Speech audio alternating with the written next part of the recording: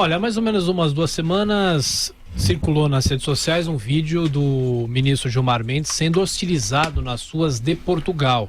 E agora um novo vídeo circula na internet. O ministro Gilmar Mendes do Supremo foi hostilizado durante um voo entre Brasília e Cuiabá, capital do Mato Grosso. Em áudio e vídeo aqui no Jornal da Manhã.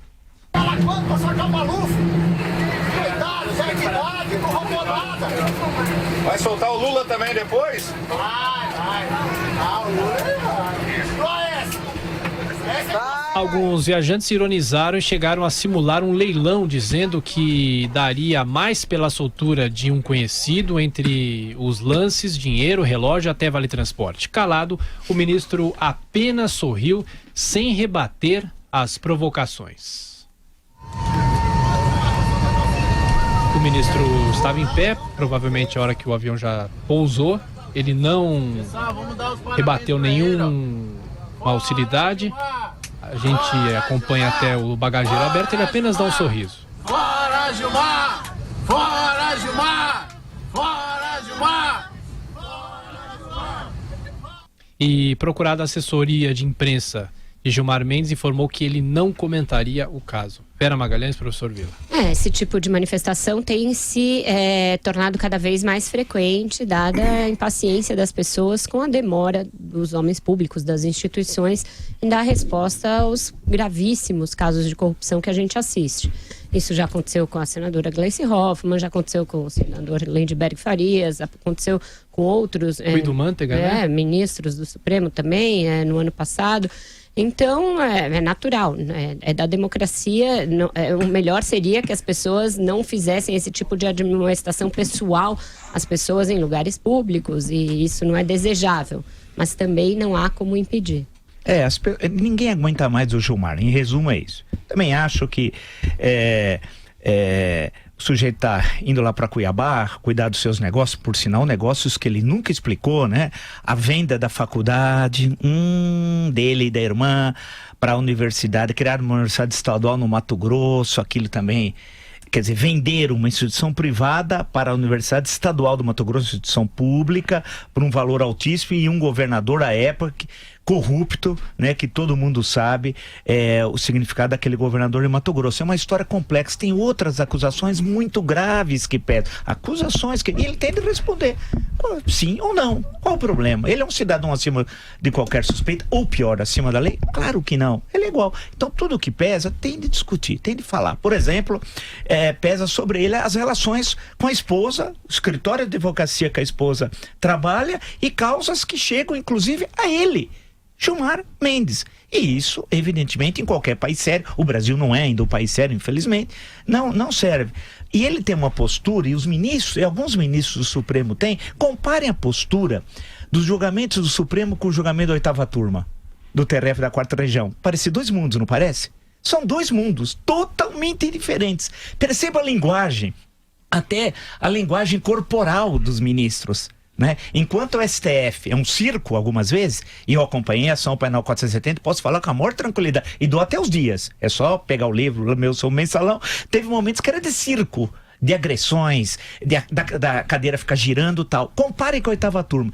Nós temos, na verdade, 2 gerações quase que do mundo do direito. A 8ª turma era o mundo do direito e da justiça. Algumas coisas que ocorrem em Brasília não. E todo mundo sabe a importância que tem político. O José Sarney controla uma parte da Justiça Federal.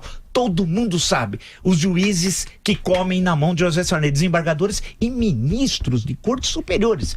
Todo mundo sabe em Brasília. O que eu estou dizendo aqui é uma obviedade. Basta em qualquer esquina, o cara tropeça na rodoviária de Brasília, já sabe os nomes e tal. Todo mundo já conhece isso daí. A questão do Gilmar Mendes é o seguinte: ele desdenha de todos nós. Ele desdenha. Ele faz o que quer. Professor, eu não concordo. Não, mas só para concluir, habeas corpus, tem certos habeas corpus que ele concede. O Barata, por exemplo, do Rio de Janeiro, Jacob Barata, dos ontem. Ele desdenha, ele dá risada, ele diz assim, é como se ele fosse o absolutismo na França pré-queda da Bastilha, pré-14 de julho de 1789. Para ele a justiça é aquela, ele pode tudo, ele não pode tudo. E nós vamos chegar um dia que vai começar por ele, o impeachment, que é legal, que é constitucional, de um ministro do Supremo. Só que ninguém tem coragem, porque essa elite política, acha que vai votar um impeachment de um presidente, o Senado, seria caso do Senado, né? Ia fazer isso? Não, que é diferente do presidente da República, são questões diferentes, não começa na Câmara, começa e termina no Senado. Isso não o fará. Eu, na verdade, me irrito como brasileiro de bem com as decisões dele que servem ao que há de pior na política brasileira. Quero apenas dizer aos ouvintes da Jovem Pan que, na visão dos operadores do direito, da OAB, dos que atuam no campo da defesa e defesa das liberdades humanas, o senhor Gilmar Mendes pode sim tudo dentro dos autos. Ele é o ministro do Supremo. A petição que chega a ele pode tudo nesta petição.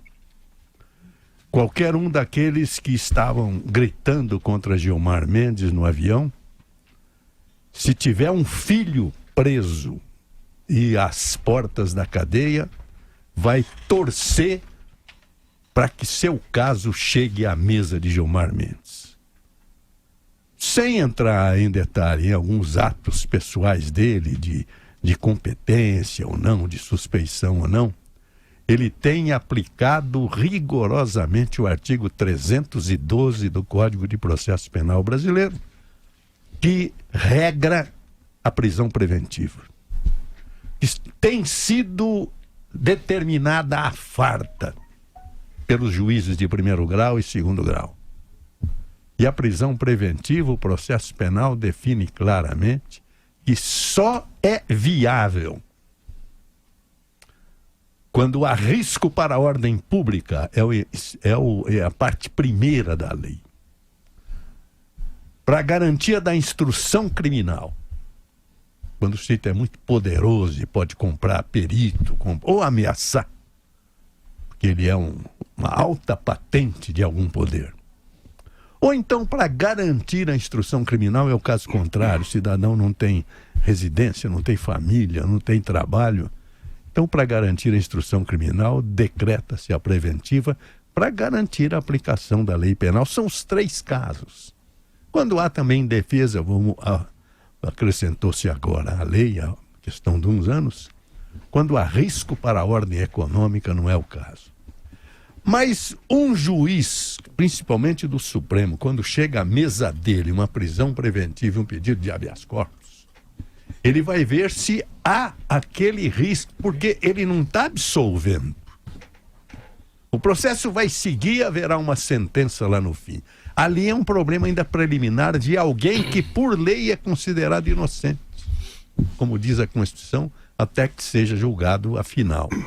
E é ali que ele vê se esses preceitos da preventiva são válidos para aquele caso. De modo que colocar em liberdade é um ato de defesa das liberdades humanas previstas nesse Estado de direito maravilhoso que é o Brasil, no campo do direito positivo. E Gilmar Mendes tem sido um arauto destes preceitos do artigo 312 do Código de Processo Penal. É como eu vejo, sem entrar na análise de possível divergência ou desvio de rumo da vida dele no campo da suspeita. Isso aí é um outro problema. Eu acho, sinceramente, Joseval, ele é o arauto da injustiça. Ele simboliza o oposto do que as pessoas querem da justiça. As pessoas querem que cumprir o caput do artigo 5º. Todos são iguais perante a lei, mas para o Gilmar Mendes alguns são mais iguais que outros, infelizmente.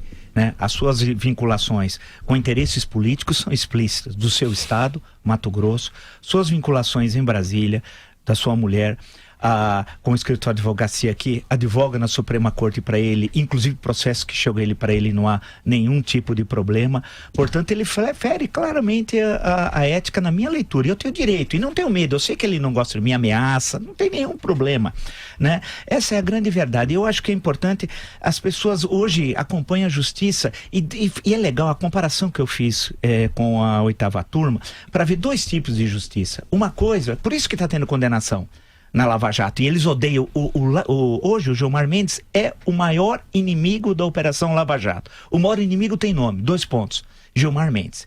Só tem condenação e só tem pessoa cumprindo pena porque a primeira instância e a segunda instância agem de acordo com a justiça, não de acordo com a capa do processo.